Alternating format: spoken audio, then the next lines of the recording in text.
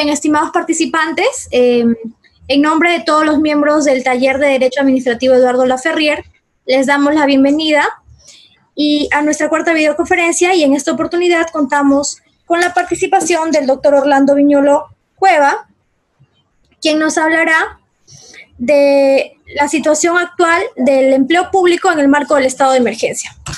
Cabe resaltar que el doctor Orlando Viñolo Cueva es doctor en Derecho por la Universidad de Zaragoza, España, abogado por la Universidad de Piura, profesor ordinario de Derecho de la Universidad de Piura, socio de Viñolo y Reyes Arrece, abogados, miembro del Tribunal de Indecopi en la Sala de Eliminación de Barreras Burocráticas, director del Anuario de la Función Pública y finalmente quería también mencionarles que vamos a dividir la presente videoconferencia en dos partes. En la primera de ellas vamos a abordar la crisis actual y el ordenamiento de emergencia respecto a los funcionarios públicos, y en la segunda de ellas vamos a abordar acerca de los protocolos de reingreso al empleo público. En ese sentido, agradecemos la amable participación del doctor Orlando Viñolo y le damos el uso de la palabra. Muchas gracias, doctor. Buenas noches a todos. Muchas gracias por permitirme dirigir esta conferencia que con todo gusto he preparado para poder dictárselas a ustedes. Estoy muy contento de que me hayan invitado a la Universidad de San Marcos. Muchos no saben, pero San Marcos y la ciudad de donde yo vengo tiene una larga tradición de unión. Yo soy de una ciudad donde nació el profesor José León Barandiarán. Soy lambayecano. Y León Barandiarán se convirtió en uno de los civilistas más importantes del siglo XX. Esperemos que no sea el último, ¿no? Dado que se necesita seguir haciendo construcciones dogmáticas alrededor de la ciencia. Entonces, siempre he tenido una especial consideración con la Universidad de San Marcos, no solo por su historia, su riqueza de científicos, ¿no?, que ha tenido a lo largo del tiempo, sino también porque he tenido muchas personas de esa universidad que han estudiado el pregrado y han venido a la universidad mía a formarse luego, ¿no? Grandes exalumnos de los posgrados de la Universidad de Piura han sido sanmarquinos y le tenemos mucho aprecio. Entonces, yo he querido dividir esta conferencia, dicho esto, y agradeciendo al taller de Eduardo Laferrier, que además tiene el nombre de un ilustre administrativista francés, ¿no? De inicio del siglo XIX, mediados del siglo XIX, ¿no? Quería dividir esta conferencia en tres grandes bloques para que se pueda entender de lo que voy a tratar. Un primer bloque para saber cómo estaba la función pública hasta antes del 15 de marzo, cuando se inició el periodo de cuarentena y que realmente dio origen al estado de emergencia en el que estamos. Un segundo bloque para entender cómo se ha desenvuelto la función pública durante la cuarentena y el periodo de confinamiento social, que creo yo que hay bastantes cosas que generar desmitificación, sobre todo en aspectos relacionados con el cumplimiento de deberes y la relación efectiva que han tenido algunos empleados públicos a partir de un tema que creo que va a ser recurrente en lo que voy a tratar, que es la no paralización de la administración pública en muchos sectores. Y una tercera parte que básicamente será de futurología, porque pensaba que para esta conferencia ya el gobierno había aprobado los protocolos de reingreso de los funcionarios públicos, pero solamente ha aprobado un decreto general sobre asuntos relacionados a sectores de mercado, pero todavía no se aprueban resoluciones específicas por sectores. Sí se ha aprobado recientemente una resolución ministerial que es como un protocolo sanitario de la posemergencia, que podría ser el general, pero que está más adaptado a operaciones sobre todo industriales. No creo que se pueda considerar que eso es aplicable a todas las administraciones públicas, dado que hay complejidades y situaciones de heterogeneidad distintas de la función pública con las operaciones de mercado puras. En muchas de las tres partes de lo que voy a hablar, quiero ir introduciendo las figuras propias de la función pública, sobre todo en aspectos relacionados con los deberes, que es un tema muy relevante, y particularmente los deberes de desempeño profesional, que son el segundo tema relevante que se tiene que tratar tanto en la cuarentena como en la post-cuarentena. El cumplimiento de objetivos de interés público, que también se van a introducir en medio de las discusiones, y sobre todo, y particularmente un elemento que no debe pasar desapercibido, la respuesta frente al derecho de cara a asuntos considerados alrededor del principio de responsabilidad. Porque aquí uno puede hacer muchas construcciones, pero en el fondo todas las actuaciones de los funcionarios generan consecuencias jurídicas, y esas consecuencias se miran alrededor del llamado principio de responsabilidad, que como siempre tiene que ser considerado, va sobre la persona, funcionario, y tiene que ser asumido como el principio de responsabilidad personal, y tiene varias variantes, ¿no? Lo punitivo, lo no punitivo. Y finalmente cerraré mi intervención con algunas conclusiones y algunas recomendaciones que creo yo tendrían que ser asumidas para poder tener un reingreso de buena parte de los empleados públicos no traumático, ¿no? Y entender que estamos viendo una etapa que podría ser interesante para mejorar algunas cuestiones, pero por sobre todo tiene que ser un elemento de crisis para superarnos como función pública y llegar a un nivel distinto de profesionalismo, de profesionalidad en general del empleo público peruano. Parto por algunas consideraciones sobre el estado que tenía la función pública hasta antes de la crisis COVID-19. Hasta antes de la crisis, la implementación del servicio civil todavía era embrionario. Ha ido avanzando lentamente en el último año, entre el 2019 y 2020, a muchas más entidades de las que a priori parecían, ¿no? Hubo un cambio en la gestión de la Autoridad Nacional de Servicio Civil y se ha potenciado las resoluciones de inicio de varias de las entidades administrativas alrededor del nuevo, digamos, del importante régimen del servicio civil. Había también un gran problema, aparte de lo embrionario de la implementación, era la cantidad de regímenes que continúan existiendo en paralelo y que no ha sido liquidado y no se liquidará tampoco después de la postcrisis. Eso ha sido un error gravísimo que creo yo se cometió en la ley del servicio civil al no ver al resto de regímenes encontrados como elementos que debían ser derogados, como regímenes que no podían mantenerse en paralelo a la novedad del servicio civil peruano. Pero además también no hizo mucho, y eso es un elemento que creo que ha aplastado las posibilidades de eficacia y sobre todo de las posibilidades de despliegue del servicio civil para acometer un fenómeno vicioso que hay en Perú, que es la burocracia informalizada. La burocracia que se construye alrededor de elementos negros, oscuros, viciosos, que fundamentalmente se expresan a través del uso irregular, a mi modo de ver, de la contratación civil para poder llenar puestos públicos informales, las llamadas locaciones de servicio, que generan condiciones de funcionarios de hecho y que de cierta manera han sido asumidas así por parte del derecho disciplinario peruano a través de sendas resoluciones del Tribunal Superior de Responsabilidades, que dio condición de funcionario de hecho a algunos locadores de servicio. Pero además tampoco debemos dejar en claro que hay una situación agregada a la burocracia informalizada, que son las contrataciones temporales que se renuevan periodo a periodo, que no debe dejar pasar desapercibido como un elemento que es francamente detestable, antijurídico y que no merece mayor consideración positiva. Los contratos administrativos de servicios, los contratos de alta gerencia o los contratos ligados al apoyo gerencial o asuntos relacionados con convenios de endeudamiento público que sirven para poder pagar escalas remuneratorias fuera del alcance de cualquier empleado público, pero que son temporales, son formas de contratación que creo yo no hablan bien del actual estado del empleo público peruano y que no se vio tampoco acometido por la ley del servicio civil. La ley del servicio civil, por tanto, no cumplió un papel codificador, que era algo que se le reclamaba en nuestro derecho a la función pública, dada la cantidad y el enorme número de normas encontradas una contra otra. Y sobre todo para poder engarzar la idea de que existe una norma esencial sobre la cual pivote todas las actuaciones alrededor del sujeto de derecho llamado empleado público. En el caso de la ley de servicio civil, se le denominó servidor civil. En paralelo a eso, ha sucedido un elemento que también merece ser resaltado antes de entrar de lleno a la respuesta ante el COVID, cuando se produce la declaratoria de emergencia sanitaria, que son los elementos alrededor de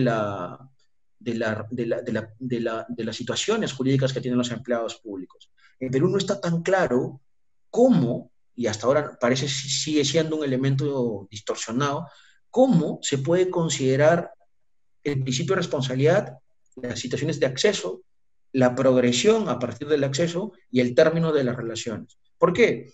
Porque muchos regímenes que tenemos en tanto los temporales como los permanentes mezclan relaciones uno contra otro y sobre todo tienen un fuerte alcance de colisión con la ley del servicio civil. Tanto es así que la propia ley reconoce que el decreto legislativo 276, que es la antigua carrera pública que se forma en los años 80, es un régimen que tendría que desaparecer, igual que el fenómeno de la laborización o la contratación laboral con mecanismos administrativos, que tiene en buena medida aplicada la administración pública regulatoria y de la post-liberalización de los años 90, y que sirvió para que se pueda reclutar a buena parte de los trabajadores que actualmente equiparan en situaciones activas, meramente en situaciones remuneratorias, los sueldos de algunas personas que trabajan para el sector privado con los mismos derechos activos económicos. Entonces, eso no ha sido liquidado por la ley de servicio civil y se mantiene en la actualidad. Lo que ha sucedido es un fenómeno de heterogeneidad de la función pública. Para poder discutir un tema puntual, se tienen que utilizar múltiples fuentes de derecho, particularmente fuentes normativas, y sobre todo, y agregado a una expansión sobredimensionada de normas de control gubernamental que en la actualidad marcan el derrotero de varias de las situaciones de los empleados públicos peruanos. Pero además tampoco, y eso es algo con el cual se entró en la actual crisis del COVID, nuestro régimen de servicio civil, no se ha podido uniformizar las nomenclaturas. En Perú sigue existiendo una tendencia a considerar que el funcionario público pues es un elemento que solamente liga a los empleados de mayor jerarquía. Y da lo mismo decir para abajo la nomenclatura que uno considere. Pueden ser personas de empresas manuales, algunos personal técnico, les podría llamar hasta servidores porque es un asunto menor, y se va diferenciando por meras percepciones sobre la jerarquía. La verdad de las cosas es que eso tiene que ver con una falta de definición o categoría conceptual. En el país no se ha definido claramente qué es la función pública, como sí se ha hecho en ordenamientos comparados, como por ejemplo el colombiano o el propio español, del cual hemos bebido algunos ejemplos importantes, sobre todo de normas de carrera. Cuando uno habla de función pública, en versión objetiva, se refiere a un conjunto de personas que trabajan para las administraciones públicas en exclusiva. Trabajan para las administraciones públicas, no para todos los poderes públicos. Y ese es un primer elemento importante que se tiene que diferenciar. El que ejercita y participa orgánicamente en administraciones públicas empleadoras como un sujeto subordinado es funcionario inmediatamente. Pero no solamente por la participación orgánica, es porque esa participación mediante un vínculo de función pública le permite a continuación tener una cobertura para asumir una serie de derechos y deberes que son completamente distintos a los que tiene el personal subordinado del sector privado. Completamente distintos. Son obligaciones que no se pueden equiparar. Y esta relación triangular entre vínculo orgánico de función pública, administración pública empleadora y función pública que tiene cobertura bajo los dos elementos anteriores, es un diferencial que puede ser aplicable a todos los regímenes heterogéneos que tenemos en Perú, incluyendo los laborales. Y ese es el gran problema de nuestra ciencia jurídico-laboral, que pretende eliminar esos tres elementos para poder equiparar al funcionario sometido al decreto legislativo 728 con el personal que trabaja en una empresa o una organización asociativa de titularidad privada. El gran elemento diferencial es la obligación. Cuando uno es funcionario y tiene ese vínculo orgánico, tiene un primer deber que cumplir, la lealtad constitucional. Absoluta lealtad a la Constitución. Y además es una expresión final del principio de legalidad.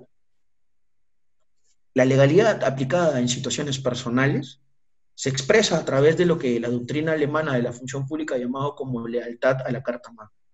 Y implica necesariamente sujetarse a todos los vínculos de manera positiva, tratando de buscar habilitaciones siempre para poder ejercitar el poder que solamente la Constitución da y regresar hacia ella lo que como servicio, lo que le corresponde a uno competencialmente. Porque finalmente eso se reconoce a través del llamado servicio a la nación, que aparece también en nuestra Constitución. El funcionario, orgánicamente incrustado en la administración pública y bajo esquemas de responsabilidad y sobre todo con cobertura para poder ejercitar poder, que es algo que no tiene el personal privado, tiene que finalmente servir al conjunto de personas que componen la comunidad nacional. Y ese es su gran papel, un papel de vicario, un papel de servicio, que no es predicable de ninguna manera a lo que sucede con las personas que tratan de cubrir o intereses lucrativos, o intereses asociativos, o intereses propios, que son predicables a las organizaciones económicas o no económicas de titularidad privada y que se someten al derecho laboral. Por eso, y eso es algo que vengo defendiendo hace tiempo y que creo yo no ha quedado claro en la Ley de Servicio Civil, la necesidad de poder diferenciar el tema, de poder diferenciar lo que aparentemente es similar, el personal laboral versus el personal laboral de la administración pública. Pero además ha habido un serio problema que se ha producido desde el derecho penal y que tampoco se ha liquidado hasta antes del ingreso a la cuarentena, que es la contaminación funcional del concepto de funcionario por parte del derecho penal y el derecho del control gubernamental, que creo yo que es un tema que no puede pasar desapercibido.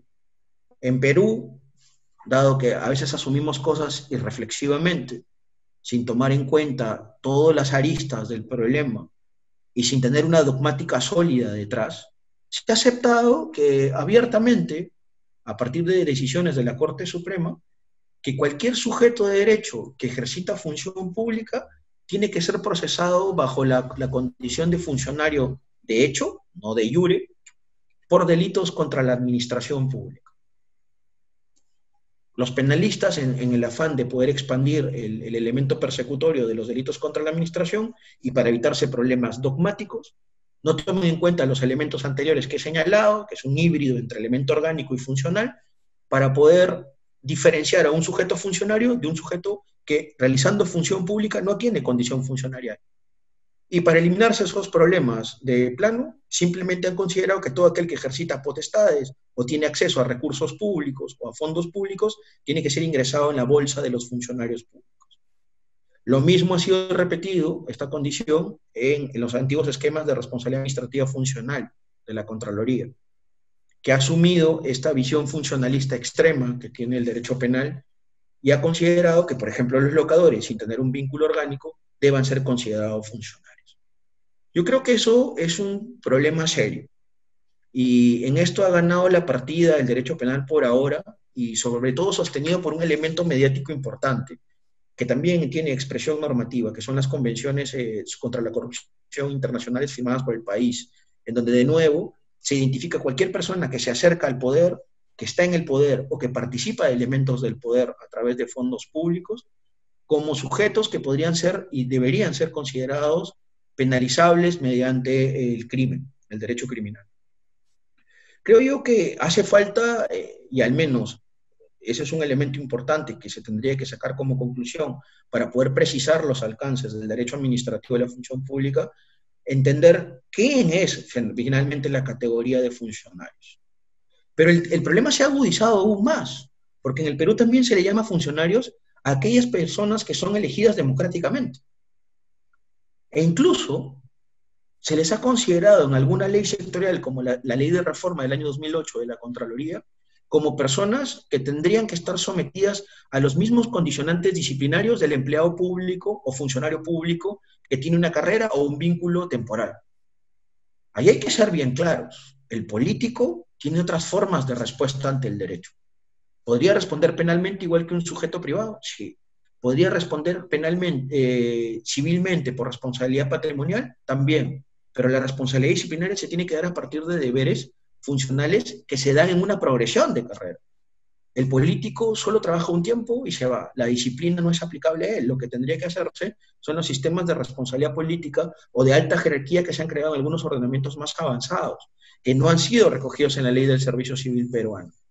En esto quiero hacer referencia a alguna normatividad española importante, que sobre todo ha construido la idea de la alta jerarquía como un elemento que escapa a la disciplina tradicional y que sobre todo intenta generar regímenes punitivos en donde la destipificación, a partir de que no es derecho sancionador, es un elemento relevante, porque en la responsabilidad política los tipos infractores y la taxatividad se relajan abiertamente para que el político sea responsable de todo y poder tener incluso una consecuencia que hasta lo limita en el derecho a elegir y ser elegido, como pasa cuando remueven a un presidente o como pasa cuando se involucra una sanción de inhabilitación parlamentaria hasta de 10 años que nuestra Constitución reconoce en favor del Congreso.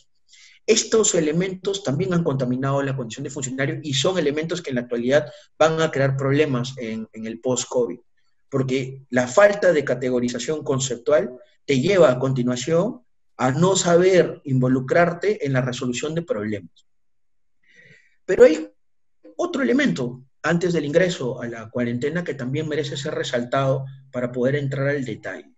Este elemento fundamental es la disparidad de nombres. Funcionario, empleado público, servidor civil, contratista CAS, locador de servicio.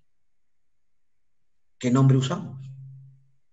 Porque en puridad, más allá de la jerarquía que alguna doctrina nacional ha intentado utilizar como el elemento relevante para designar a alguien como funcionario, que no tiene a mi modo de ver sustento, porque todos ejercitan función pública y todos asumen condición funcionarial orgánica al tener un vínculo de función o empleo público con la administración.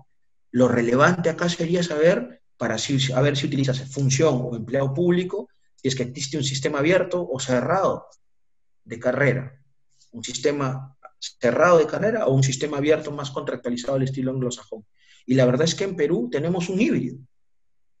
Podría dar para los dos lados, podría llamarlo función pública o funcionario público, o empleo público y empleado público. Da para los dos lados, porque tenemos un sistema hibridizado. Nuestros regímenes mezclan la contractualización abierta con los sistemas de carrera cerrados vía plazas concursadas y por acceso restringido. Y además, también mezclan, en la propia ley del servicio civil, es una mezcla de estos componentes. Tiene mundo anglosajón con ciertas partes de carrera vertical y horizontal. Entonces, tenemos nuevamente un híbrido extraño. ¿Qué creo yo que deberíamos tender? A tratar de estandarizarlo a partir de una tercera noción, que es el servidor civil. La ley del servicio civil, como es la más importante y capital en la actualidad, tendría que ser el elemento relevante para considerar que una persona que ejercita función pública, potestades y tareas públicas, por un vínculo orgánico que es reconocible desde el derecho de manera subordinada ante una administración pública empleadora, tendría que denominarse, a mi modo de ver, servidor civil, para estandarizar los conceptos. Y ahí podrías ingresar a la idea del servidor civil contractualizado, a la idea del servidor civil ligado a fenómenos estatutarios, lo que había adelantado del régimen cerrado de carrera, y además al servidor civil que puede tener modelos hibridizados, como el del gerente público. Pero tenemos que buscar una sola denominación. No podemos seguir en este pandemonio de nombres y una danza de nomenclaturas que es compleja y que confunde al operador, sobre todo jurisdiccional, porque cree que ese nombre predica un régimen necesariamente. Y que cuando se habla de funcionario se está hablando de un número selecto de personas, cuando en realidad el funcionario es la gran categoría que soporta todo lo que estamos hablando, si es que tienes claro los elementos que componen la condición funcionarial de un sujeto de derecho. Y porque además, en el Perú hemos tenido realmente épocas muy malas de normas, como la primera parte del gobierno de Kuczynski, que destruyó las posibilidades de protección que tiene un sujeto de derecho cuando actúa como funcionario, porque la coraza de funcionario te hace tener también privilegios y garantías en el ejercicio del poder que te da el derecho. Y eso pasaba con los bomberos, por ejemplo. Los bomberos voluntarios eran funcionarios y se les permitía ser funcionarios para proteger frente a, por ejemplo, los daños patrimoniales que causen en el ejercicio de sus tareas materiales de protección civil. Y eso les permitía eliminar el riesgo de la responsabilidad civil por daños. Nadie se ha puesto a pensar que al quitarle la condición de funcionario, se le eliminaba también las protecciones frente a esas lesiones económicas queridas y lícitas que causan, que por algún motivo algún sujeto extraño podría reclamarlas judicialmente. Y que creo yo no le hacen bien al tema. O lo mismo ha pasado con los asesores cercanos al presidente, que hubo una reforma el año 2017 que les intentó quitar solamente por nomenclatura y bajo un texto sin fundamentación que no tienen condición de funcionarios. Pareciera que en Perú el fenómeno de decir que es funcionario o no es como un fenómeno apestado. Y en realidad lo que hay que identificar frente a un sujeto de derecho es finalmente si tiene los elementos para ser considerado funcionario y luego darle el nombre que corresponde. Vuelvo a repetir, es una idea que creo yo me está dando vueltas la cabeza para tratar de eliminar este caos que existe. Pero, y con esto cierro la parte pre-COVID, creo yo que hay un fenómeno final, que hay que empezar a reagrupar los números, porque los funcionarios están incrustados, funcionario, servidor civil o empleado público, en cualquiera de las tres versiones, están incrustados solo en las administraciones públicas. Y eso te lleva a otro problema en nuestro derecho administrativo. ¿Qué organizaciones del poder público son verdaderamente administraciones públicas y por tanto tienen dentro de sí a sujetos de derecho que se les puede considerar funcionarios? Es decir, a personas que orgánicamente trabajan en la administración pública como tales y se les puede y se les debe aplicar el régimen de función pública. Porque, ojo, hay otro tipo de funcionarios que no son de la administración. Los jueces no trabajan para la administración pública. Los fiscales no trabajan para la administración pública. Los magistrados del Tribunal Constitucional tampoco lo hacen. Trabajan para una organización del poder público jurisdiccional autónoma. Los parlamentarios no trabajan para la administración pública. Trabajan para otro poder público llamado Congreso de la República. Y bajo ciertos cánones de responsabilidad política porque se los elige el pueblo. Entonces, eso es un tema que hay que aquilatar y que lamentablemente en Perú nuestra corriente normativa se resiste a asumir.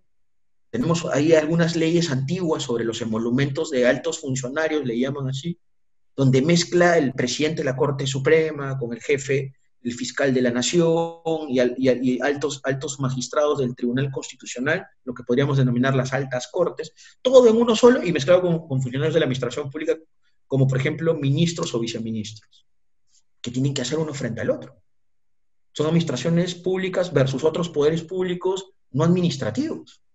Entonces, ahí hay un elemento importante para clarificar los números y poder ir identificando que este grueso de personas, que incluso tienen sus propias organizaciones de regulación del empleo o de la función jurisdiccional o la función fiscal o la función de alta magistratura propios, con sistemas de responsabilidad propios, con asuntos de deberes propios, incluso hay leyes especiales para ello. No pueden ser estudiados como parte de la función pública, porque terminan por generar una idea errónea de lo que es la función pública, el empleo público o el personal administrativo. Ese es un tema que se enlaza finalmente con un gran problema del Perú, que está en la propia Ley de Procedimiento Administrativo General, la indefinición de lo que es administración pública, y que cierto sector de la doctrina lo ha tratado de identificar como una concepción funcional, que creo yo es completamente errada. O sea, la concepción de administración pública tiene que ser, a mi modo de ver, híbrida, tal como lo ha planteado en algún momento el profesor Antonio Abruña, en un libro importante que escribió hace unos 10 años sobre la delimitación del concepto de administración, y que tiene que llevar a una reinterpretación del listado que aparece en el título preliminar de sujetos que se consideran administración. Si eso no lo tenemos claro, luego esa falta de conceptualización sobre la noción de administración pública te lleva a errores posteriores en leyes sectoriales como la función pública y sus regímenes más profundos, ¿no?, ligados a la función pública como los regímenes de responsabilidad. Volvemos al primer punto. Hemos entrado a un periodo de crisis de la función pública, una crisis sanitaria en donde la función pública tiene deficiencias de origen que tienen que ser resanadas y que merecen ser resanadas por el legislador y por la administración pública competente, y que no podemos seguir encharcándonos en este barro de confusión y de problemática que nace de una indefinición, sobre todo de un concepto clave: ¿quién es el funcionario? ¿Sí? Si tienen alguna duda hasta acá, me lo dicen y empezamos a discutir. Uy, yo no veo mucho. Sí, hay unas preguntas, ¿las leemos ahorita? Sí, y luego entramos ya al detalle. Sí, mire, esta es una pregunta de Javier Paitán y dice así: actualmente la LSC y su reglamento general establece una definición única de servidor civil. Y luego dice: servidor civil, la expresión servidor civil se refiere a los servidores del régimen y detalla todo, pero creo que es como un comentario, no es como una pregunta. Sí, bueno, vuelvo al tema. Creo que hay que darle la relevancia que se merece a esa expresión que habla el señor Paitán, ¿no? le damos esa nomenclatura a todo, lo extendemos de una buena vez para no seguir hablando de servidor público, carrera 276, funcionario laboral del 728 del SUNAR, funcionario de carrera militar, oficial, suboficial, personal civil. O sea, yo he contado, y eso es un ejercicio que hice en algún momento para poder estudiar esta parte, conté 20 denominaciones a lo mismo. 20 denominaciones. ¿Existe derecho de la función pública en el mundo occidental que tenga 20 denominaciones para el mismo sujeto de derecho? O sea, o hacemos una aplicación literal de lo que dicen las leyes sectoriales de función pública, o buscamos una categoría genérica que nos permita ordenar las denominaciones. ¿Por qué? El problema no es para el señor Paitán o para mí, que podemos tener algún concepto y podemos defendernos en el conocimiento sobre la función pública. El problema es para los jueces. El problema son para los fiscales. Son los que hacen el derecho vivo respecto a la función pública. Y terminan por estas disputas de nomenclaturas y disputas de regímenes, asumiendo que ciertos sujetos son funcionarios cuando realmente son funcionarios de facto. Y no son de iure. Y lo que importa finalmente para el derecho es el funcionario de iure, porque el funcionario de hecho es vicioso. Tiene que ser liquidado. No es un elemento importante. Tendría que ser extirpado del derecho absolutamente. Eso es lo que a mí me preocupa más. Y eso se expresa finalmente en esta contaminación funcionalista que acabo de decir, y que es un tema que estoy escribiendo para un libro que produciremos en la Universidad de Piura pronto, ¿no? Esa es la cuestión que quería responder. Sí, hay otra pregunta, me parece.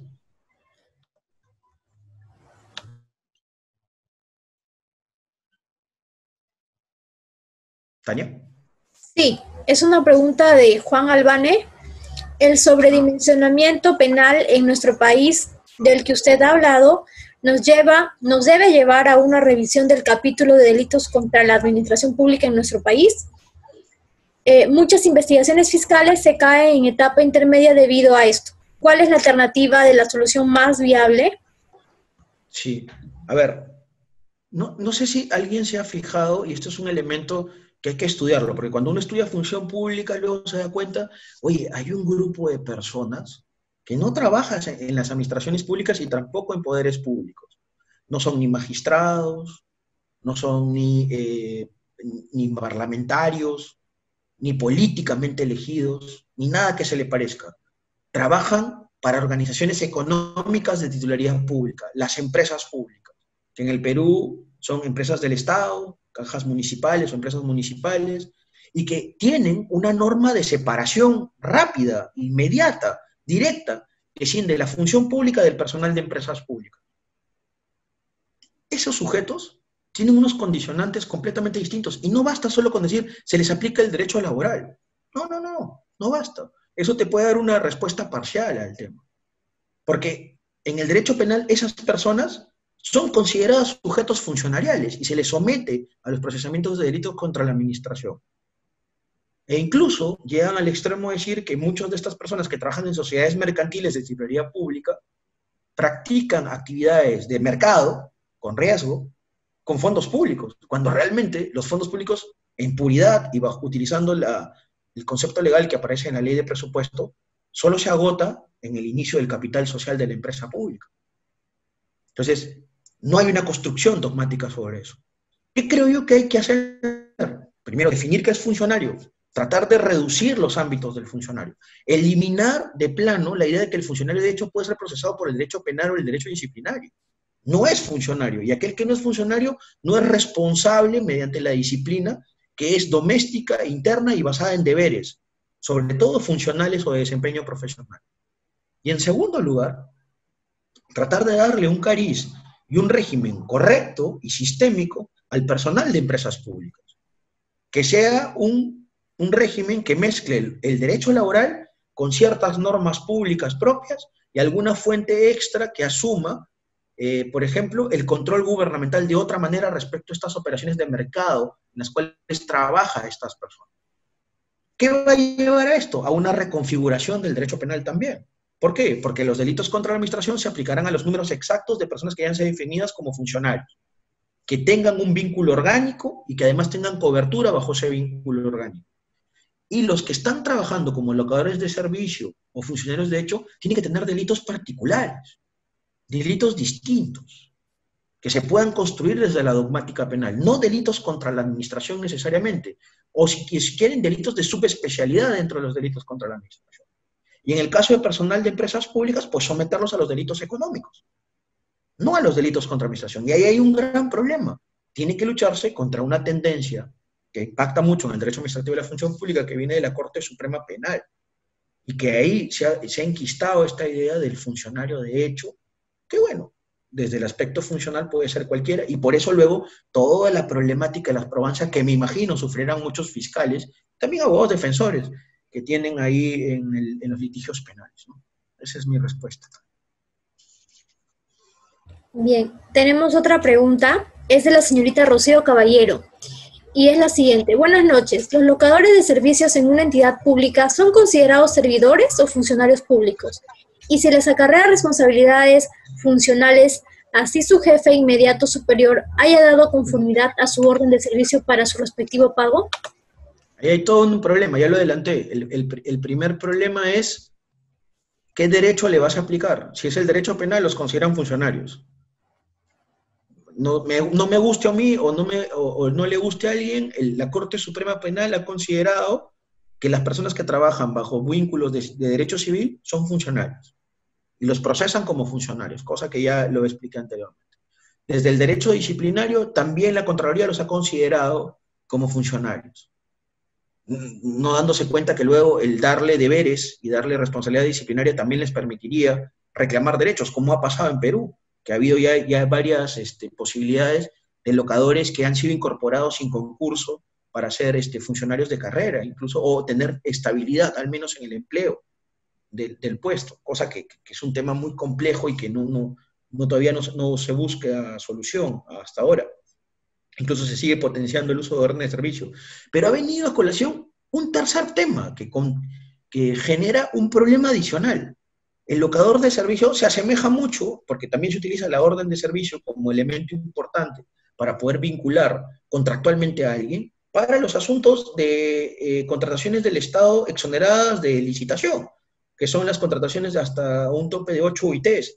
Y si uno se pone a comparar un locador de servicio con una persona que trabaja como contratista del Estado por orden de servicio, es lo mismo. Entonces, tienes que entrar a un análisis mucho más detallado para buscar el récord de la persona correspondiente. Si este locador solo trabaja en una entidad, es probable y es fácilmente discernible que él sí será un locador de servicio y que se le tiene que aplicar todos estos condicionantes extraños que hay en Perú de derecho disciplinario y derecho penal. Si es un contratista, en cambio, que tiene muchos trabajos por orden de servicio por menos de 8 ITs en varias entidades administrativas diferentes, en espacios distintos de tiempo, es probable que estés hablando ante una persona que brinda servicios de diferente índole a las administraciones públicas y que por tanto no se le debe considerar como tal. Claro, esta disquisición y esta distinción la hago yo, pero a la hora de que la Contraloría procesa, los toma los dos por igual. Y eso luego genera un gran problema de derecho sancionador, porque el sujeto no habría cometido una conducta típica. ¿No? Y ahí hay que probar una serie de cosas sobre si es contratista o es verdaderamente un locador de servicio o empleado público informal, con todo lo que implica esa palabrota informal.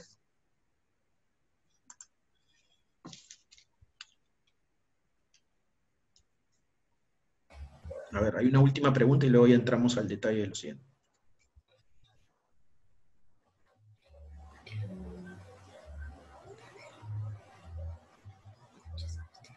¿Tania? Sí, me parece que es la misma respecto al sobredimensionamiento penal en nuestro país. Ah, sí. Es lo mismo, entonces ya continuamos con la segunda parte. Sí, entonces, dicho esto, todos estos problemas han sido heredados por la función pública de las etapas actuales y entra en juego el ordenamiento sanitario de la emergencia. Es otro tema que estoy investigando y que me ha llevado varias horas de análisis alrededor de casi 500 normas que se han producido en menos de 3 meses. 500 normas. Es una cosa absolutamente alucinante lo que ha pasado desde la producción normativa en Perú. Nunca en la historia republicana, en tan poco tiempo, un gobierno y el Parlamento habían producido un nuevo derecho. Y lo que tenemos en la actualidad con el ordenamiento de la emergencia es un nuevo derecho en paralelo, de fuente exclusivamente normativa, con casi nulo análisis jurisprudencial y con, sobre todo, muchas normas excepcionales y transitorias, que se van sobreponiendo una frente a la otra. Y esto es raro porque una de las cosas que más me ha involucrado en mi vida universitaria es el análisis de la salud pública. Y en el Perú ya teníamos armado, al menos de manera incipiente, un régimen de epidemias en la Ley General de Salud. Y además también teníamos en paralelo un régimen importante de movilización nacional, que podrían haber sido utilizados perfectamente para atender desde el derecho parte de la emergencia sanitaria y sumarle pues algunas normas extras. Lo que ha dado lugar con estos 500 normas es que tengas un serio problema de litigiosidad bajo la cual van a tener que afrontar los actuales funcionarios. Y ese es el primer fenómeno que va a tener que asumirse en la actualidad. No va a ser sencilla la vida post-cuarentena con tanta norma encontrada y tantos números. Va a ser un tema muy complejo que el funcionario actual va a tener que asumir. Y además, ese ordenamiento sanitario de la emergencia ha creado espacios de convivencia con el ordenamiento paralelo de la regularidad, en donde hay cosas que están reguladas en la emergencia que también aparecen regulados en el ordenamiento paralelo. Me centro en un tema que es relevante para los ciudadanos, el procedimiento administrativo. Hoy día se acaba de emitir una serie de lineamientos para la reactivación de los procedimientos administrativos y son nuevas reglas de tramitación que se enlazan o se tienen que interpretar a la luz también de lo que aparece en la ordenación del procedimiento reconocido en la Ley de Procedimiento Administrativo General. Es decir, el operador actual, funcionario o no funcionario, tiene que tomar una mirada puesta en el ordenamiento de la emergencia y otra en el ordenamiento de la regularidad. Pero además, no solamente esta explosión normativa va a generar problemas de seguridad jurídica, va a generar también un gran problema sobre los deberes de los funcionarios. ¿Por qué? Porque se ha producido, desde los decretos iniciales de la emergencia COVID, dos suspensiones que son complejas y que han sido sucesivas y distanciadas 5 días una de la otra respecto a procedimientos administrativos en exclusiva. Procedimientos administrativos en exclusiva, que son la forma de expresión jurídica más relevante que tiene un funcionario. Suspensiones en un caso que tuvieron que ver con cierto tipo de procedimientos ligados a silencios, que yo, a mi modo de interpretar, todos los procedimientos tienen silencios, incluyendo el sancionado, y eso lo podemos discutir, pero hay gente en el Perú que cree que las técnicas de silencio no se aplican a ciertos procedimientos, es otra discusión. Y un segundo rubro de suspensiones, ligada 5 días después de la primera, a una especie de cajón desastre de todo lo que faltaba, de todos los procedimientos que faltaban. ¿Esto qué ha generado? Que el funcionario en la actualidad no sepa dónde ejercita sus potestades instructivas, o cómo las tendría que reactivar, y qué plazos tendría que seguir uno frente al otro. Y eso impacta en el gran deber que tiene un funcionario de responder dentro del plazo legalmente establecido, y no dejar que se venzan, por ejemplo, plazos sobre garantías, o plazos relacionados, o términos relacionados a cierto tipo de actuaciones de día que tienen los procedimientos, sobre todo especiales. Esto va a tener que llevar adelante una planificación previa. Y esa es mi mayor recomendación. No existe, y hay que partir por eso, una respuesta matemática para los supuestos de procedimientos que se han establecido alrededor de estas suspensiones tan erróneamente planteadas en el ordenamiento de la emergencia. No existe una respuesta matemática. Tiene que haber una discriminación obligatoria de supuestos que los funcionarios tienen que hacer para poder ir construyendo la solución jurídica adecuada. Lo que tenga que ver con procedimientos de iniciativa parte, de tramitación de títulos habilitantes o asuntos relacionados con reconocimiento de derechos subjetivos, es evidente que el impulso lo tendrá que hacer el administrado con cierta dosis de oficialidad, pero sobre todo reactivando dentro del procedimiento, en el plazo exacto que faltaba, sumándole todo el resto del término que tenía que ocurrir para poder llegar al final, con lo cual se respetaría el congelamiento de la suspensión. Un segundo elemento importante para la burocracia respecto al deber de respuesta es eliminar y de plano la idea de que el sancionador, por ejemplo, se utiliza la misma fórmula de respuesta que el resto de derechos. Aunque esta no es una conferencia sobre sancionador, sí vale la pena entender que incluso dentro del propio sancionador hay discriminaciones por supuestos referidos a la prescripción de conductas no procesadas, de aquellas prescripciones y caducidad que se aplican intraprocedimentalmente. Ahí el derecho administrativo ha sido bastante claro, incluso no tiene que tener referencias hacia jurisprudencia penal que se aplica referencialmente a sancionador. Además, entender que también hay prescripciones referidas y congeladas respecto a la ejecución de sanciones, que es algo que la mayoría de gente que he visto opinar no está viendo el panorama. Entonces, mirada holística, con discriminación de supuestos, va a ser la salida para poder afrontar este primer rubro importante de problemas para los deberes funcionariales. Pero además hay que quitarnos de en medio una mitología que he visto recogido en algunos informes administrativos, en algunas posiciones que he leído en redes, o de algunas personas con las cuales conversas para poder intercambiar ideas, que es el asunto de que la administración pública y sus funcionarios han estado parados. Eso es una verdad medias. Suspensión de plazos procedimentales es una cosa, pero paralización de la administración pública no ha existido. Al menos no paralización total. Hay muchos órganos administrativos que han seguido trabajando e incluso han hecho instrucciones procedimentales en donde no se necesita la participación del administrado. Y me refiero fundamentalmente a órganos plurales como tribunales administrativos y sobre todo a órganos que tienen que ver con trabajos internos que sí han realizado procedimientos de relaciones interorgánicas entre órganos administrativos. Entonces, cuidado con esa idea que está reflejada en el espíritu general del país de que la administración pública sufrió una parálisis. Eso es relativamente errado. Hay muchos órganos administrativos que han trabajado en la cuarentena y muchas entidades administrativas enteras que se han puesto el hombro para que la cuarentena sea más apacible, entre comillas, para los ciudadanos que estábamos confinados. Y ahí lo que creo yo que hay que hacer es un verdadero excurso de publicidad. Es decir, los funcionarios de las administraciones públicas tienen que decir claramente cuáles son los órganos y qué procedimientos se han trabajado, para que el ciudadano sepa ante qué administración pública está actuando y pueda entender mejor la forma de aplicar las suspensiones o las formas de tramitación que le corresponden. ¿Por qué? Porque eso va a producirse luego cuando te notifican actos administrativos al día siguiente de levantada la cuarentena o cuando tengas que responder respecto a situaciones en donde hay términos y que producen vencimiento inmediato en el día. Y además, para poder entender también el segundo fenómeno de mitología que ha aparecido, que es la mesa de partes electrónica, que han abierto algunas entidades administrativas a través de labores de sus funcionarios que han venido trabajando de diario. Entonces, quítense de en medio esa cabeza. Parálisis burocrática no ha habido. Y no sabemos los números exactos por entidades. Y esto es un elemento que sí se le tiene que reclamar al gobierno en la actualidad y también a los gobiernos regionales y municipales.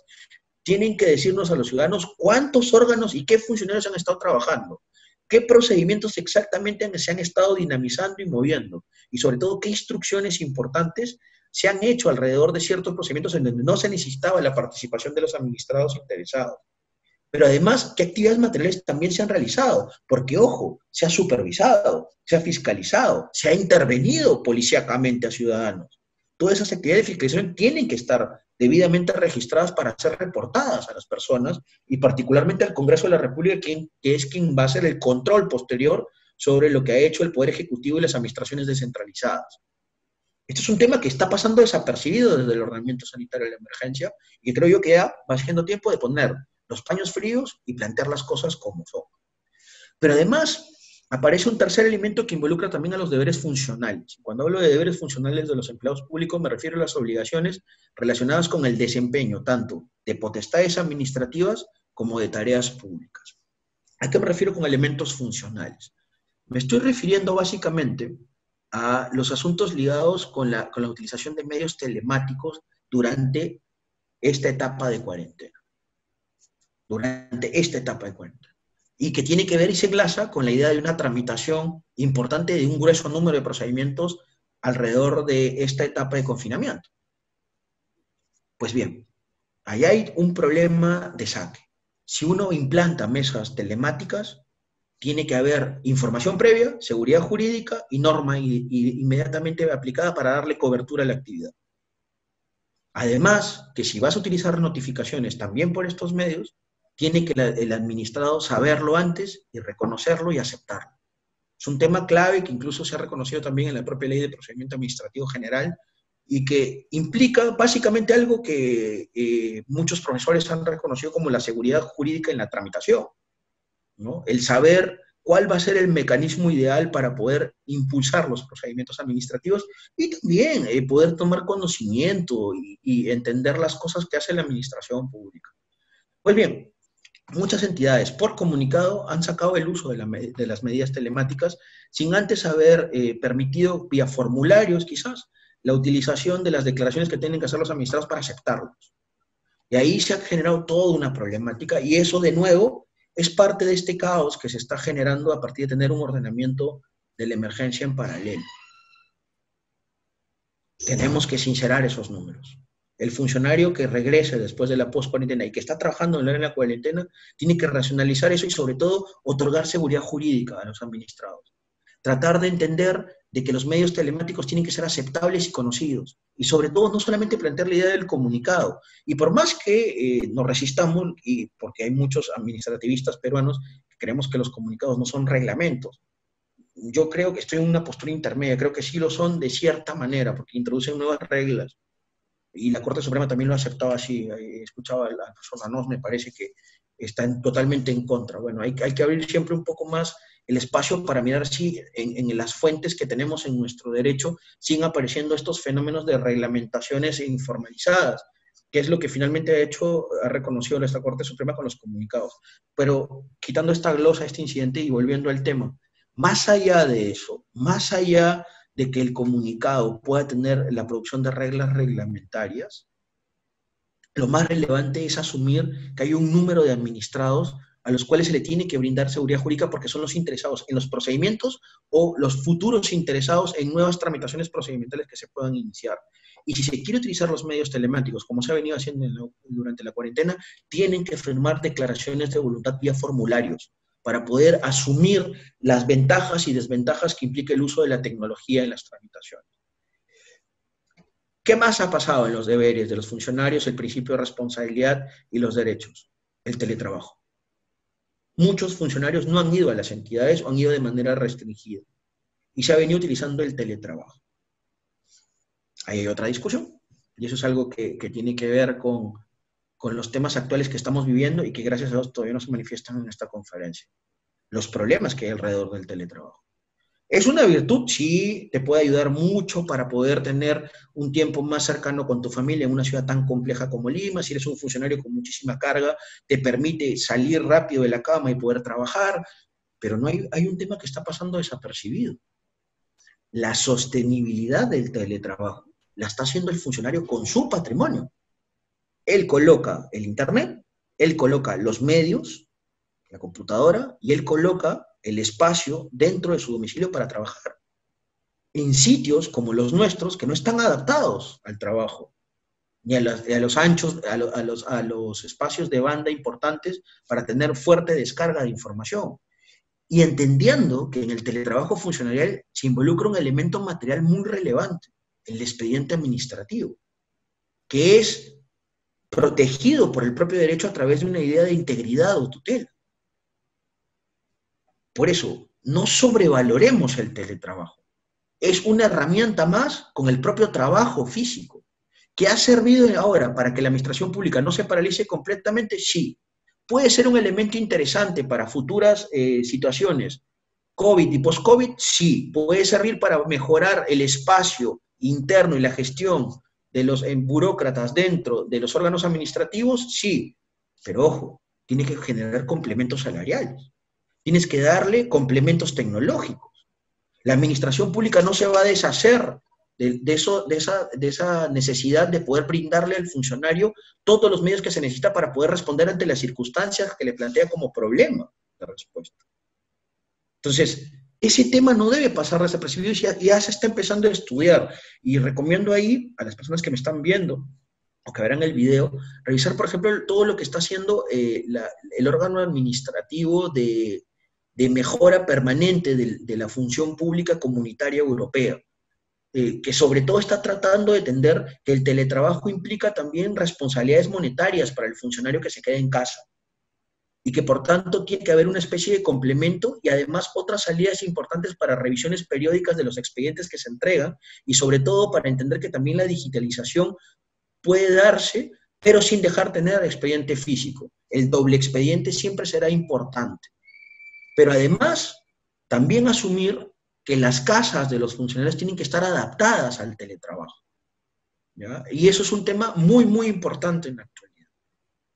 Bien, eso es lo que ha venido pasando en el aspecto funcionarial. Deberes que se han tenido que adaptar a la situación de confinamiento social, con ciertos deberes, sobre todo de funcionarios de carreras especiales, como los militares, cuerpos de seguridad del Estado, policías y asistencial, que son los primeros que han salido para realizar trabajo físico, dada su especialidad y la necesidad que se tiene frente a la epidemia, y que han venido trabajando de manera presencial en sus respectivos puestos de labores, y que han sufrido todo, y han sostenido sobre sus hombros y sobre sus deberes todo el espacio del confinamiento, la cuarentena que hemos tenido en el país, que llevamos para casi 8 semanas. Hasta aquí cierro este segundo punto y luego doy mis cuestiones para la post-cuarentena. ¿Hay alguna pregunta sobre esto? Hay algunas preguntas, dos preguntas en específico. Una de Juan Albane, que es la siguiente. ¿Eso va a generar un gran problema cuando se levante el estado de emergencia? ¿La sistematización de esas normas y su comparación con la previamente existente para ver si se mantienen? ¿O se deben declarar sin efecto de pleno derecho? Hay toda una problemática. Es que de nuevo hemos construido un derecho normativo, un ordenamiento normativo que no tiene parangón ni forma de expresión. Nunca en la historia de la República ha pasado esto. Nunca, nunca, nunca. No hay forma de poder encontrar esto ni en la época de la liberalización del año 91, porque hubo una cantidad inmensa de paquetes legislativos, ni el gobierno de García, años después, en el año 2008, que generó un gran paquete normativo por la firma del Tratado de Libre Comercio con Estados Unidos, que cambió muchas cosas del derecho público y privado, ni tampoco en la época de la posguerra con Chile, que tanto se habla ahora sí, que vamos a tener una post-cuarentena tipo posguerra con Chile. Creo que los que hablan eso no han leído la historia de verdad de nuestros tatarabuelos. ¿Ah? La época de la guerra, de la posguerra con Chile, la gente no tenía para comer siquiera, y no había clase media, y no había todas las comodidades que vemos ahora en muchas partes del país.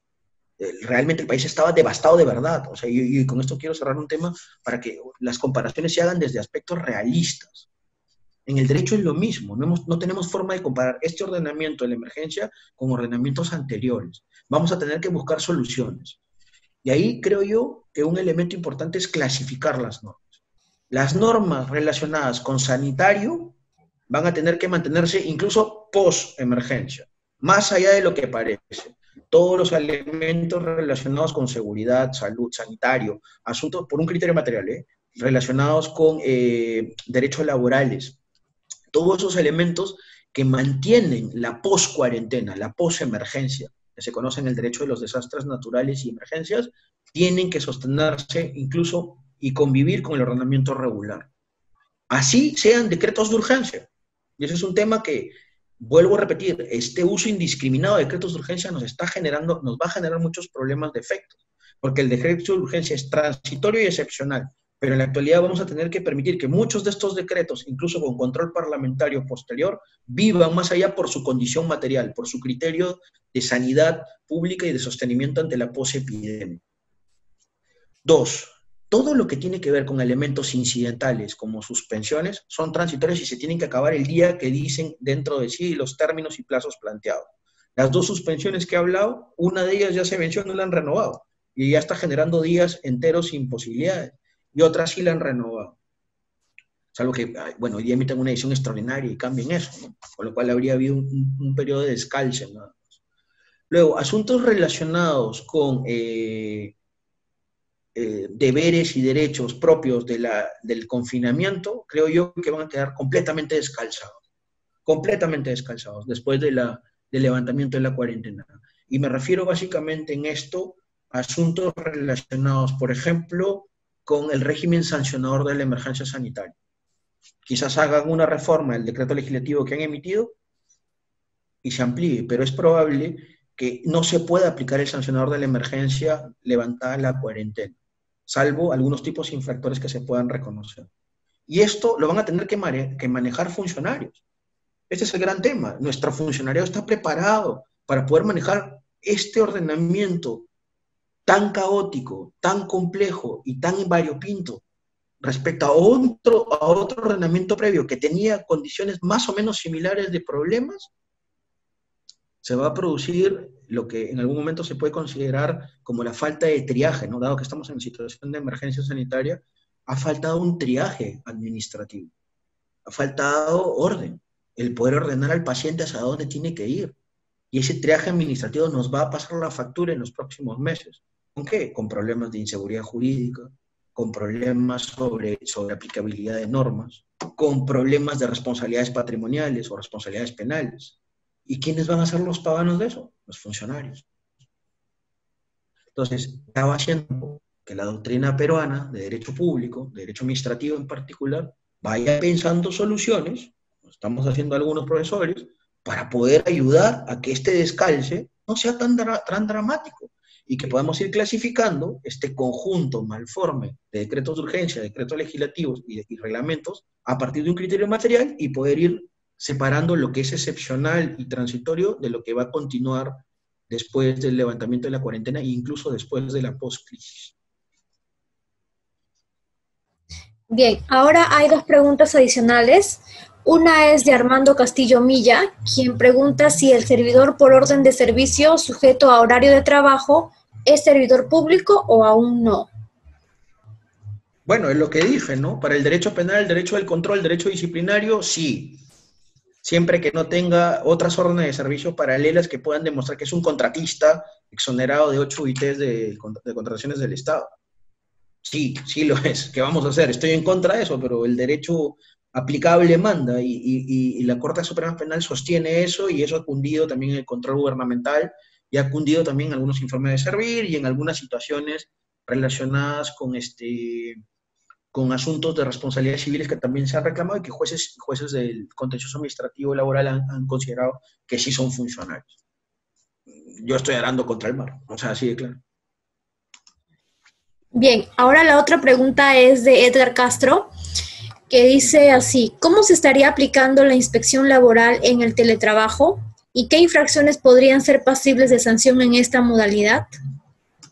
Bueno, yo no soy experto en derecho laboral inspectivo. Lo que sí puedo hablar es de la actividad inspectiva. Inspección, supervisión y fiscalización es lo mismo. Nombres más, nombres menos, es realizar la comprobación material de una actividad de un privado respecto al cumplimiento de normas y deberes impuestos normativamente. Para hacerlo, lo puedes hacer mediante tecnología, como pasa, por ejemplo, con el control vehicular, pero también lo puedes hacer vía la fiscalización visual, opinada o inopinada. En cualquier investigado o inspeccionado, la fórmula o modalidad que vas a utilizar, salvo en situaciones puntuales como las inopinadas. Entonces, es una actividad física.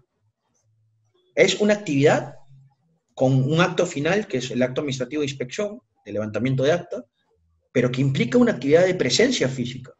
No se puede hacer teletrabajo de la actividad supervisora, salvo tengas tecnología aplicada, que sería invasiva, ¿no? Porque tendrías que poner cámaras internas en todos los centros laborales para poder revisar el cumplimiento de los deberes y poder levantar información sin juicios relevantes sobre lo que están haciendo los inspeccionados.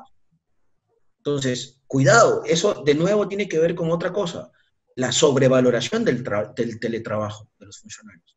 El teletrabajo puede servir para objetos homogéneos, actividades de potestades consultivas o de impulso, pero asuntos resolutivos, asuntos donde hay comprobación material, donde se implica certificaciones o tengan que ver con labores científicas, solo se pueden hacer de manera presencial. Asuntos tecnológicos como el mantenimiento de servidores o computadoras también se tiene que hacer de manera presencial.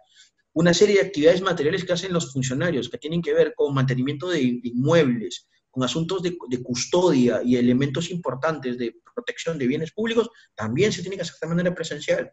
Por eso, un elemento clave que había hablado en la segunda parte de la exposición es: no sobrevaloraremos el teletrabajo. No lo sobrevaloraremos. No se puede generar un exceso de idea del teletrabajo y además No carguemos las tintas económicas del teletrabajo al funcionario. Tiene que haber de su administración empleadora complementos económicos, situaciones de medios materiales para que el teletrabajo funcione de manera correcta. Y además, también el teletrabajo tiene que tener un elemento importante de control sobre las obligaciones funcionales y el principio de responsabilidad que se le aplica al funcionario cuando actúa desde su domicilio o en el espacio donde vive o reside periódicamente. Ahora hay un comentario y una pregunta más de Juan Albane nuevamente, y es así: no quisiera politizar el tema, pero es inevitable, y la pregunta es: ¿evidencia esta realidad la poca visión del Estado en el manejo de la crisis? Me gustaría no responderla, pero lo diré de... Internet está lento.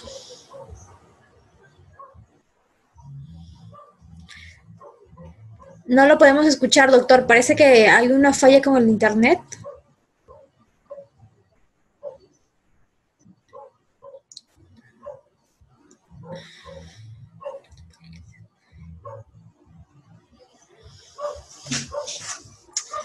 Un momento, por favor.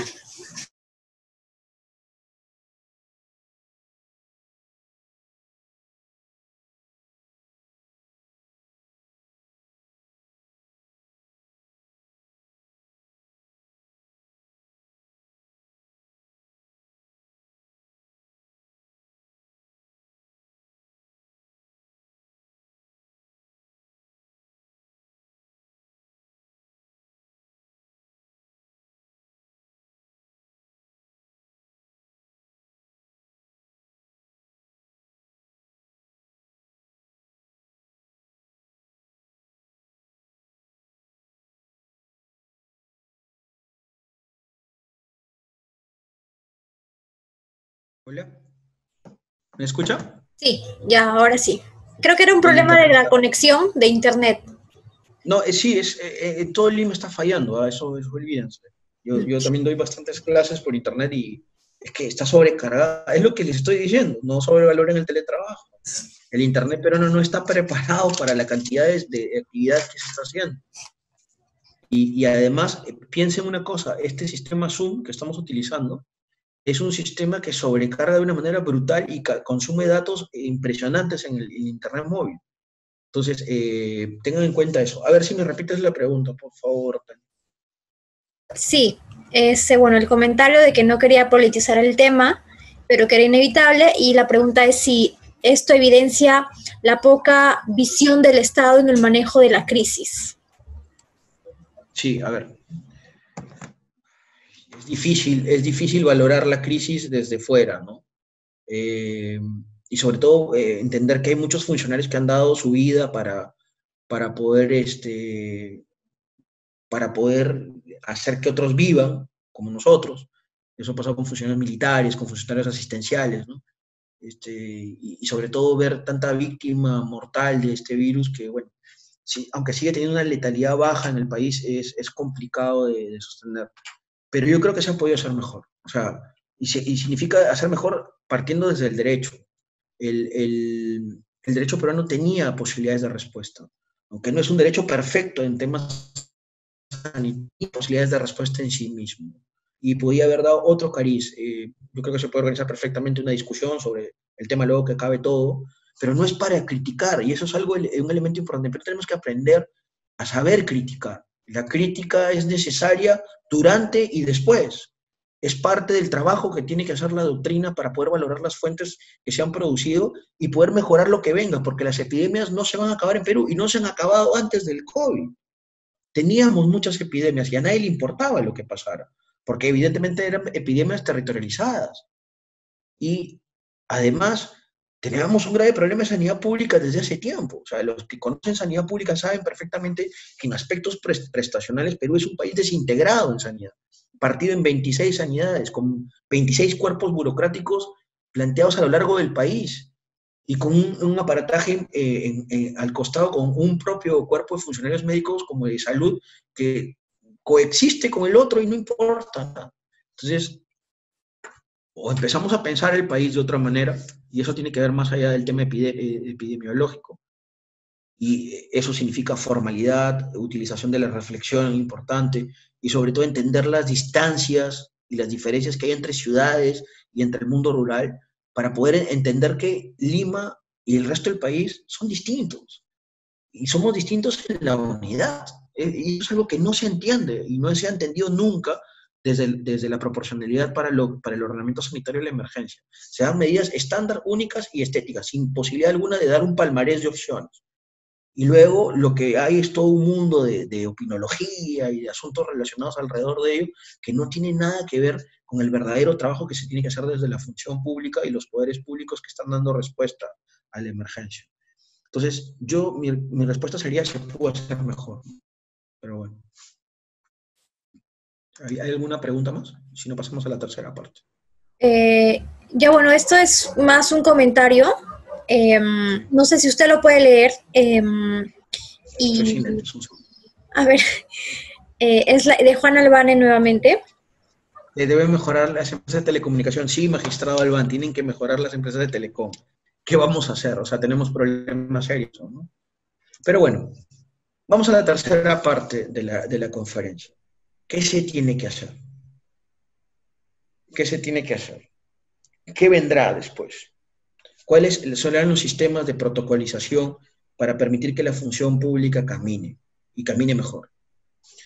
Yo propondría, dado que todavía no hay protocolos, dos caminos paralelos que se tienen que hacer para poder permitir que la función pública profesionalice en un sentido y además también existan seguridades mínimas en los trabajos distintos que existen en nuestra heterogénea función pública y empleo público.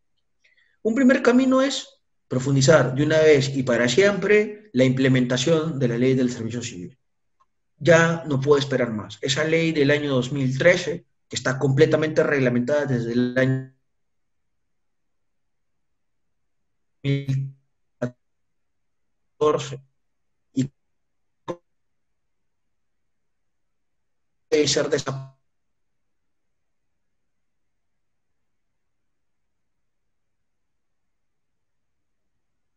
administraciones del Estado.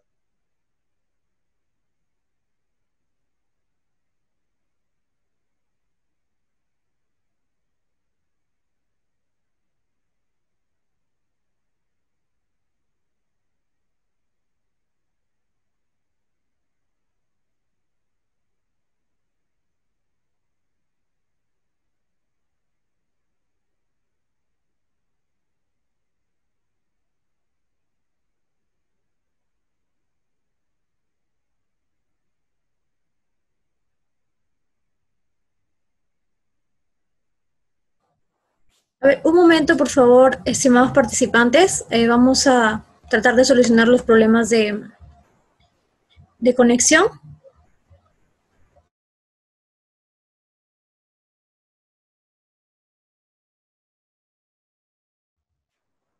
Ya, doctor, lo escuchamos, ya lo estamos viendo. Ya, perfecto. Les decía,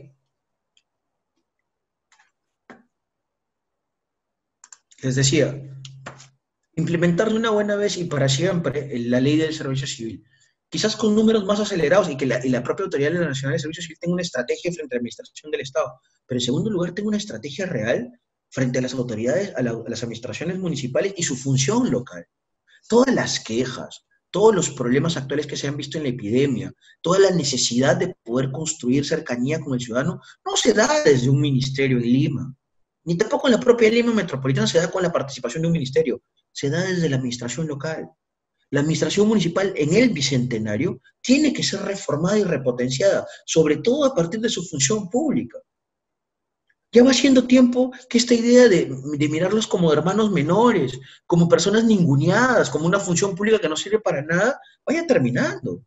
La verdadera función pública que importa para el ciudadano es la función que te recoge la basura, que te mira la señalización de las calles, que te permite la luminosidad pública, que te da áreas verdes y la que te va a afrontar el tema de la post-cuarentena urbana, que va a ser casi el proceso más importante que se vivirá en los próximos meses, porque el grueso de las actividades de higiene, de control de mercados, de regulación, se va a dar de la administración local, no desde los ministerios, no desde los organismos públicos estatales.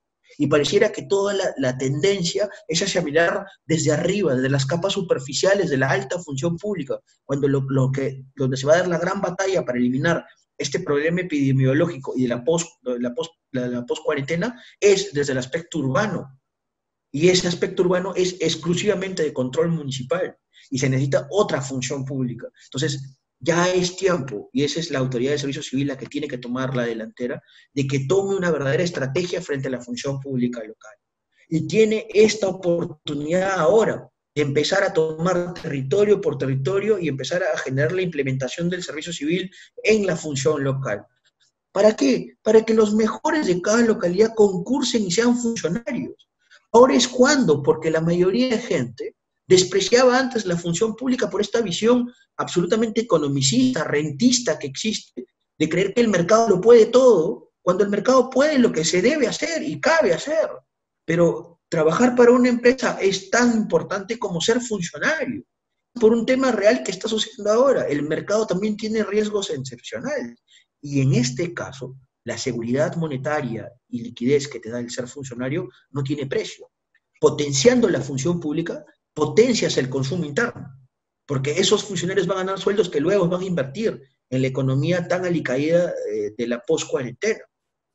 Entonces, la autoridad de servicio civil puede cumplir un papel indirecto para potenciar la economía del consumo, creando verdaderos cuerpos burocráticos municipales que se ocupen de estos temas. Y quizás empieces con las 4 ciudades más grandes después de Lima: Arequipa, Trujillo, Chiclayo y Piura.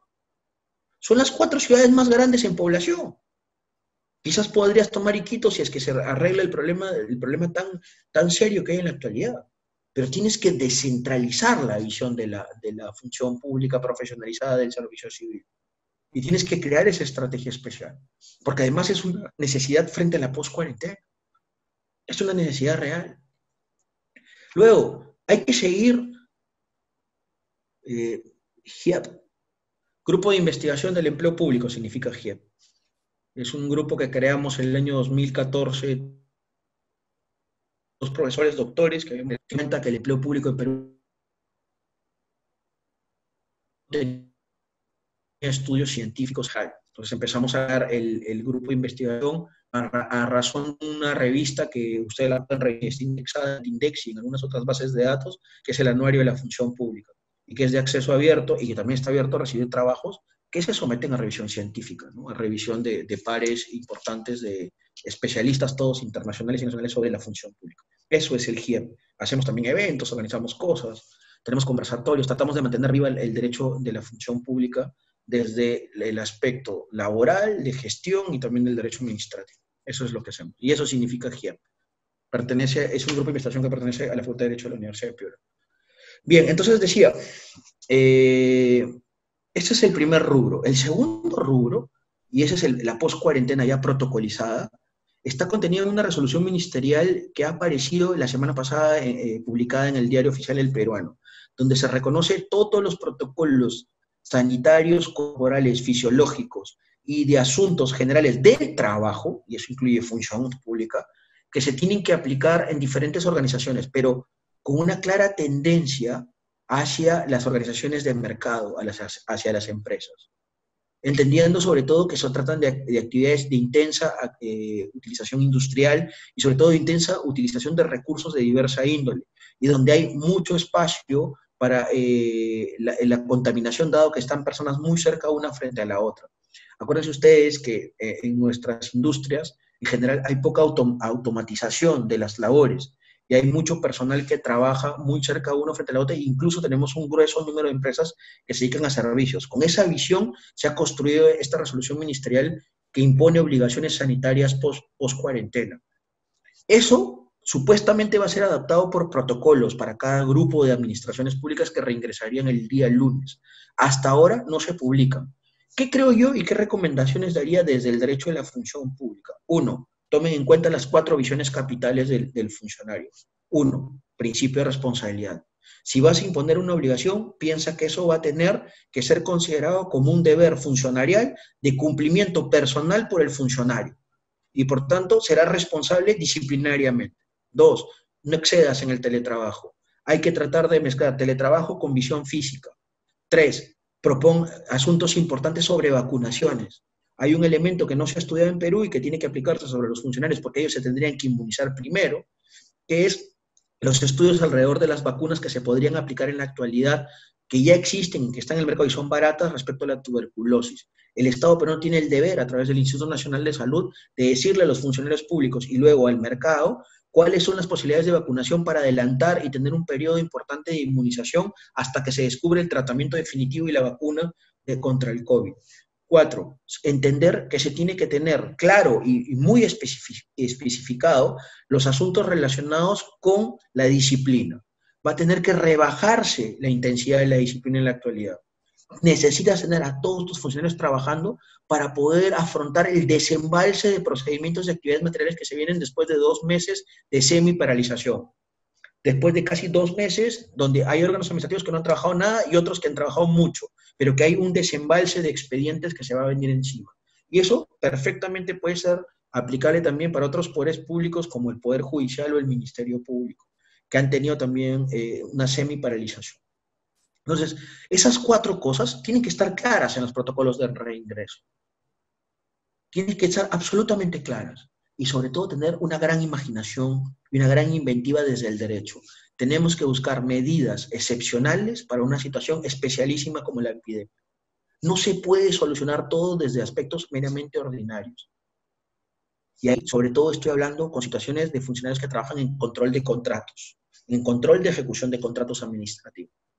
Va a tener que crearse todo un derecho, ahora sí necesario, para poder responder frente a esas situaciones. Lo mismo para actuaciones de situaciones técnicas. También se tiene que responder desde la imaginación. Entonces, a la falta de protocolos hay que empezar a dar algunas soluciones jurídicas de función pública para poder responder. Deberes, disciplina, expedientes y sobre todo tratar de ganar vacunas importantes que se tienen que aplicar a los funcionarios para evitar que caigan los números de estos, porque se les necesita ahora con mucha urgencia para afrontar las obligaciones que vienen en la post-cuarentena. Esas son mis recomendaciones y yo agradezco mucho al taller de Derecho Administrativo y quedo a disposición de las preguntas que consideren pertinentes. Bien, estimados participantes, ahora vamos a dar un breve tiempo para que puedan elaborar sus preguntas, si es que alguno de ustedes tuviese alguna, para que puedan ser contestadas por el doctor.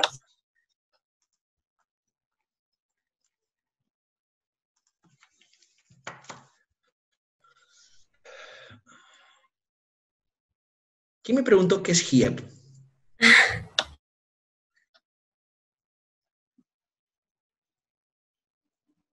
¿Puedo dar una pequeña reseña de qué es el GIEP? ¿O la página web, al menos? Sí, doctor, fui yo. Disculpe. Supuestamente iba a ser una conversación interna, pero no salió así.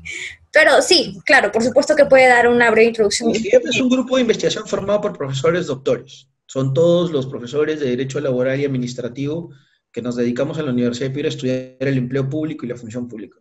Hemos tratado de crear, lo que pasa es que nosotros tenemos poco tiempo para andar en redes y hemos tratado de crear una página de Facebook, que la tratamos de mantener actualizada con alguna doctrina y cosas de jurisprudencia comparada.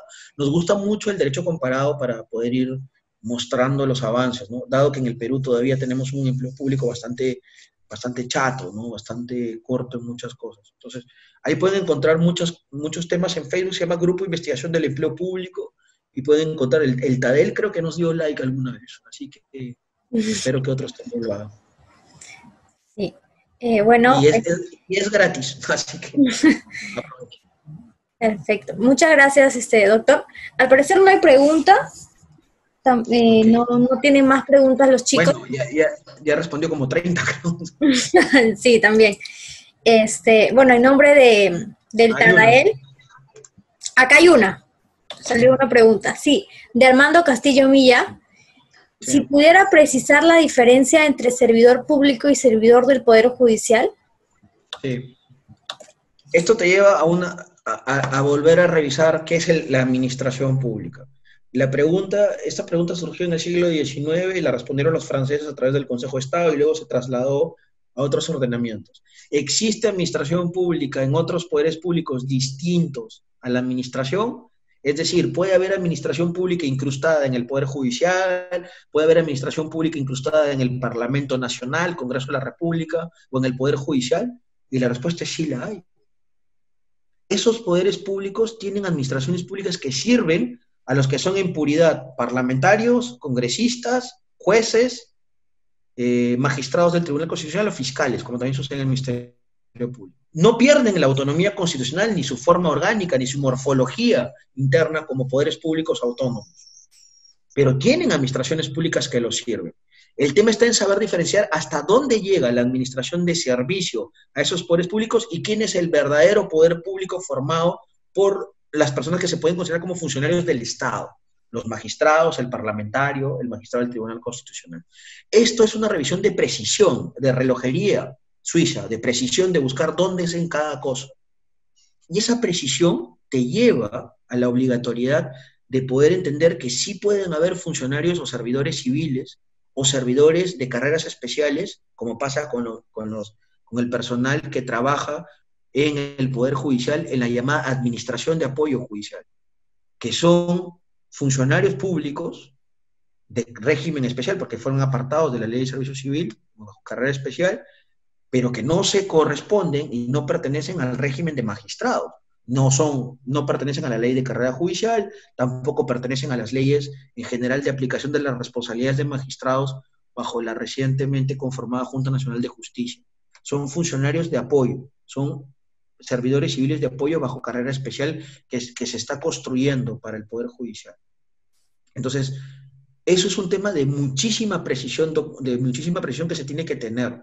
Y esas confusiones de no tener una categorización correcta de la administración pública en nuestro derecho nos lleva a veces a coimplicar todo y a meter en un desorden y termina siendo todo un arroz con mango muy complicado de entender a las personas. Pero es necesario dividir para poder saber ante qué sujeto, qué derecho aplicar. Ese es el tema de fondo. ¿Ante qué sujeto, qué derecho aplicar?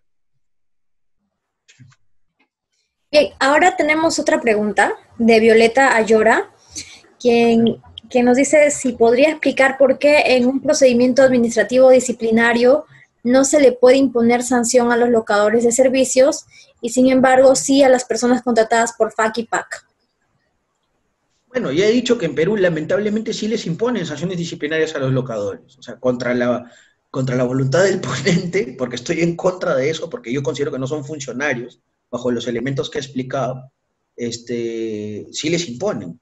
Y los FAC y los PAC son empleados públicos de contratos de alta burocracia, se les puede llamar. Tienen unos sistemas de financiación en esos contratos bastante interesantes, porque los sueldos son muy elevados ahí en esos sistemas, ¿no? Esos sí son contratos temporales. A ellos también los disciplinan. Entonces, en un caso estás hablando del funcionario de derecho disciplinado y en el segundo caso es un funcionario contractual de derecho que también lo disciplina, pero de derecho el segundo, ¿no? Porque son los sistemas de empleo público contractualizados. Bien. ¿Alguien más tiene alguna pregunta? Gracias al doctor Albán por los comentarios. Sí, bueno, esperamos un minuto, ¿le parece, doctor? ¿De repente están escribiendo? Sí, claro, esperamos. Esperemos un momento. ¿Por qué le pusieron al taller Eduardo Laferreri? ¿Leyeron la obra de él? Sí, por la importancia que tuvo en el derecho administrativo francés, la sistematización de todo el derecho administrativo. Y pues esa fue la idea de varios miembros fundadores, entre ellos Juan Guaringa Marcelo, para poner el nombre de Eduardo Laferrier. Ok. Creo que nadie más, doctor. Creo que nadie más va a realizar preguntas. En todo caso, en nombre del TADAEL y también de todos los miembros que los conformamos, le agradecemos por su amable participación. Asimismo, también agradecemos a la Universidad de Piura por habernos permitido este espacio y por haber también difundido esta charla que vamos a tener, y también al Grupo de Investigación en Empleo Público, al cual usted pertenece. Y bueno, esperamos que podamos concretar nuevos proyectos más adelante Y a todos los participantes también los invitamos a seguir atentos a las siguientes videoconferencias que vamos a realizar y que también vamos a contar nuevamente con la presencia pues, de usted, ¿no? La siguiente semana. Muchas gracias. Sí, muchas gracias y bueno, quedo a disposición. Gracias por todo. Hasta luego, doctor. Hasta luego, muchas gracias.